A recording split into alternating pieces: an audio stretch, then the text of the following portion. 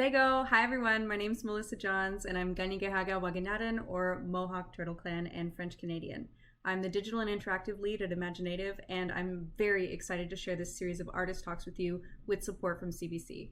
You can catch these artist talks live throughout the week, and any you miss you can find on our YouTube channel the day after the festival.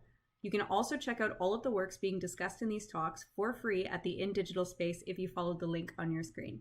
Now in for tuning in, and enjoy!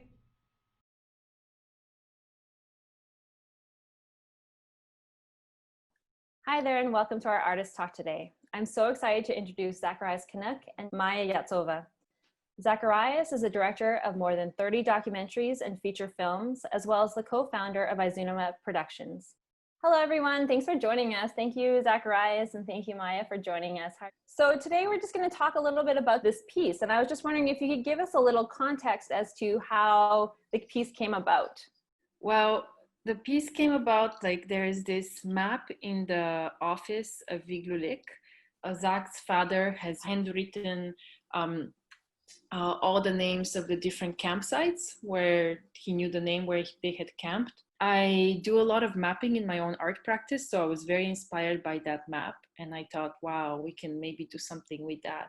When the film One Day in the Life of Noah Piugattuk was made, that was just one day in the life of Noah, who lived to age 96. We were thinking of, wow, he had such a rich life. He saw the change that happened between, living completely on the land, subsistence, to living in Inuit, and as Zach puts it in his own biography, going from the Stone Age to the digital age. We wanted to show something, create a story map that shows Noah's Piugattuk's life, and that also shows how the use of the land changed through that time, through all the changes that came, the introduction of guns, Christianity, different world wars, the government coming because of the Cold War, the government forcing Inuit to settle, which is shown in the film One Day in the Life of Noah Piugattuk. All these changes change how the configuration of Inuit on the land was. And you can see that through the project. And I was wondering if you could speak to a little bit how you prioritized which aspects to tell. 90 some odd years is a long time. So how did you prioritize which stories came forward? That was a bit difficult, to be honest. It ended up being what people shared and what was very touching based on what they shared. We interviewed, Zach is Louis Utak, Deborah Kaunak, who is the daughter of Noah Piugattuk, a few other elders, and a woman called Jenny Vesti, who actually was a researcher. She's the only white person that is interviewed because of her exclusive knowledge that she had. Whatever the story was very touching, and it showed an important moment in time, then we decided to include that and to put it in our timeline and to connect it to the land. Do we have connection to the land with this story? Do we have connection to time with this story? And how was it, Zach, going through, the archive also, and also looking at that in relation to the land? I was born on Kapuiwik too. I knew him even when we lived off the land. When I was growing up as a child, I ran into him now and then because they always stayed in the same area. We heard a lot of stories about Noah, of how great he was because he was a camp leader. Everybody listened to him. I remember when I was 3 years old, when somebody called feast to Noah Piugattuk's house, I was there, and what I saw in the sod house, they were living in Kapuiwik. This is in Kapuiwik. Men in circle on the floor. Each one, they were passing meat around, would be caribou meat and then fat and some other parts of the caribou, and sometimes aged walrus meat, and they're passing this around. All the men are eating. Mm-hmm. And on that side where they had laid on top of the bed caribou skins, and I was too young to just know what was going on, but I saw it. And saw some man would put the meat into their feet on top of their comics, and they try to take a chunk out because it's frozen meat. And I heard a lot of stories about Noah, that he was a good walrus hunter, and he could go on thin ice where no man can go. That's how he was built, made. He hunted walrus before they started using guns. Noah talked about this first ships that were here in 1822, that they left a musket. Mainly, I knew him as a walrus hunter. Walrus is 2-ton, big animal. And he would just harpoon and change his spear, and he had helpers pin it down. We would interview him, talking about this when in his last days in Inuit. We learned a lot from him. The whole Baffin Island was Anglican territory. The Anglican minister, part of his sermon was that you guys have to change. So you have to be born again. He was sending messages and banning storytelling and singing traditional songs. But I remember Noah Piugattuk stood out and said, this is not all bad. Most of it is for good. So he wanted to bring the good out. And I remember him that he would train young people drum dancing in his house, singing.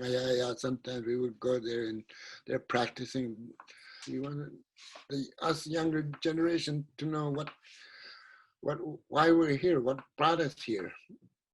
I love how this iteration of the story and of his story is online, and you can spend time scrolling down, hearing the voices of the community. You can explore the land in different ways. It's so remarkable. And I think, was there anything that you would like viewers to take away from either the original film or this digital aspect of the project that was exciting for you, or that was a new experience for you putting this together?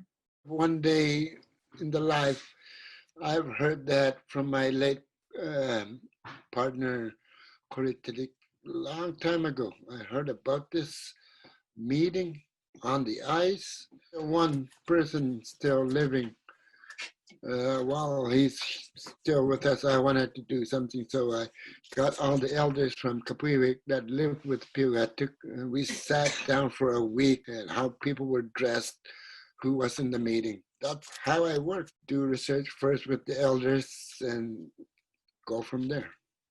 I can imagine that takes quite a bit of time. So how, for this project specifically, the online story, how much preparation was that for the project in comparison to the film? Because I work very closely with all the elders and the mapping people, the project took about a year. Yeah. And could either one of you speak to how it was in Venice? For the first time, Inuit was our representatives at the Venice Biennale was also a remarkable thing. And then just, I think, the innovation with how this story is presented, not only as a film, but also this on the land. And then also there was a community broadcast, I believe, that happened while it's in Venice, correct?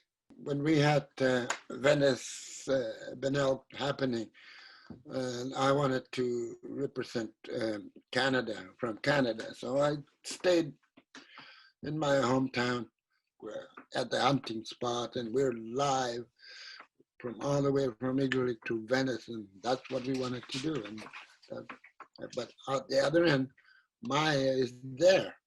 Yeah, I was there, so it was very exciting to see the connection between Venice and Igloolik, or the area of Igloolik. They weren't exactly in Igloolik. Everybody was like waiting for the live broadcast to start, and there was this excitement in the air. People were around the screens and like huddled around the screens. The first time you're broadcasting live from the land, that's never been done before. It was really an amazing thing. What Noah Piugattuk talks about is like this self-determination of being on the land. It really showed it in a media format. It was very, very powerful to see it on the other side in Venice.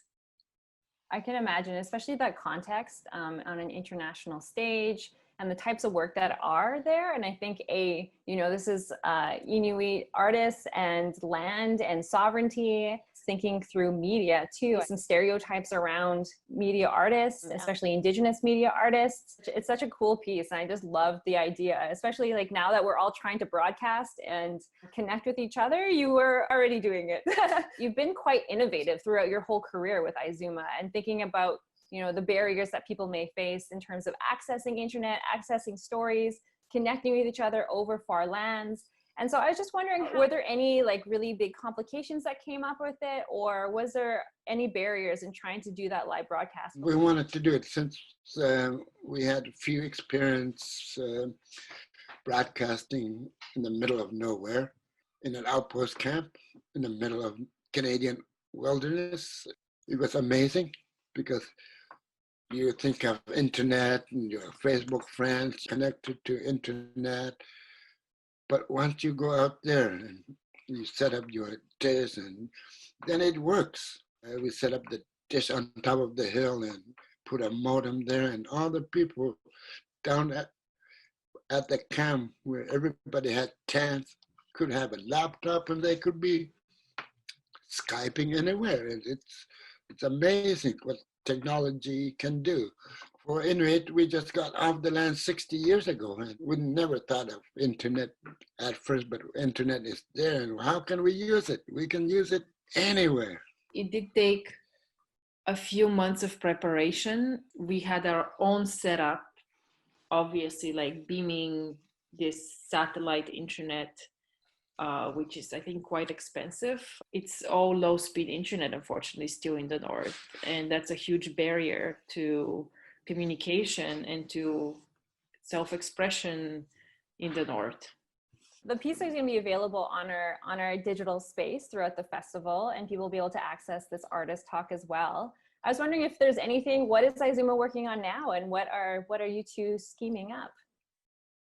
This summer I'm doing oral teachings, what is passed down to our parents.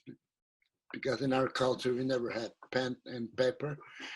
Everything is done by head. Our parents were being taught. The oral teaching is about how to live, how to grow up. If you're a woman, if you're a man, how to grow up to be an elder. Yeah, it's all about living, what you have to know, making clothes, hunting. So it was interesting for me, and we had a very hard summer because we lost one of our crew out on the land. Or thinking about the future, thinking about where we're coming from, and that connection, that strong connection to land. It's really remarkable about Izuma. How to approach a story, whose story is it, and also thinking about different perspectives. And I want to thank you so much for being a part of this artist talk today. We're so happy to have this iteration of the project. I was really excited to see it submitted, and it's such a treat to be able to listen to the voices from your community, and I think also to view the land from a different perspective and then to see the connections. And I love how interactive it is, and it goes back to different camps following the stories. So thank you so much for being a part of this. Nyawan, thank you so much, Zacharias and Maia, for joining us today. I'm a huge fan of your work. And that's a wrap for all of our D&I artist talks. Thank you for tuning in. We'll be posting all of these amazing talks on imagineNATIVE's YouTube page the day after the festival, so don't worry if you missed one. You've still got time. Again, thank you to CBC for their support on this series, and thank you to all of the amazing artists we've had an opportunity to speak to. We can't wait to see what you do in the future. Nyawan Goa and Onengi.